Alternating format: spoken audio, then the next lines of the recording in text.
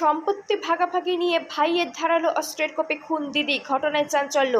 বাবার সম্পত্তি ভাগাভাগি নিয়ে ধারালো অস্ত্রের কোপে ভাইয়ের হাতে খুন হলো দিদি, ঘটনায় চাঞ্চল্য।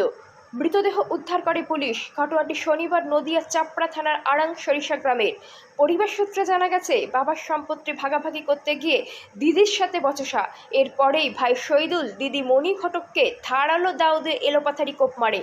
ঘটনাস্থলে রক্তাক্ত অবস্থায় লুটিয়ে পড়ে মহিলা। স্থানীয়রা তড়িঘড়ি নিয়ে যায় চাপড়া গ্রামীণ হাসপাতালে। সেখানে চিকিৎসকরা মৃত বলে ঘোষণা করে। যদিও অভিযুক্ত ভাই শহীদুল ঘটনাস্থল ছেড়ে পালিয়ে যায়। অন্যদিকে শহীদুলের খোঁজে তল্লাশি চালাচ্ছে চাপড়া থানার পুলিশ।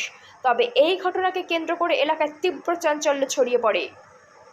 নদিয়া থেকে কোহেলি দেবনাথের রিপোর্ট, সুন্দর বাংলা নিউজ। আপনার নাম? রমজিৎ। যে মারা গেছে তার নাম কি? ওর নাম হচ্ছে মণি। হ্যাঁ, মণি মণি কি? মণি ঘটক। আচ্ছা, কি হয়েছিল ঘটনাটা? জমি জায়গা নিয়ে গন্ডগোল, ভাই বোন। আচ্ছা, তারপরে ওই যে গন্ডগোল ভাই, ওই যে কোপাকুপি করেছে।